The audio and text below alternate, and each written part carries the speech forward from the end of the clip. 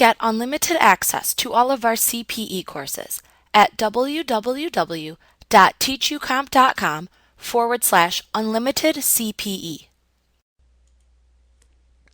In this lesson, we'll look at the reduction of tax attributes. When canceled debt is excluded from income, certain tax attributes must be reduced, but they may not be reduced below zero. Tax attributes are certain credits, losses, and deductions that would give an individual a tax benefit sometime in the future.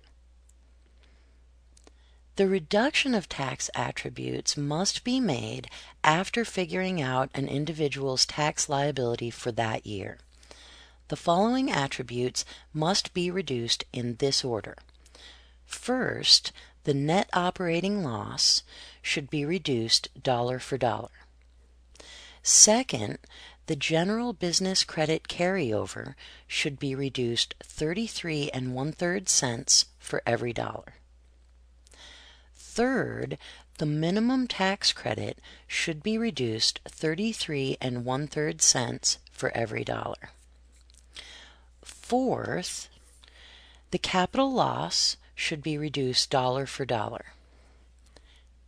Fifth, the basis should be reduced dollar for dollar. Sixth, the passive activity loss and credit carryover should be reduced 33 1/3 cents for every dollar. And finally, seventh, any foreign tax credit should be reduced by 33 1/3 cents for every dollar.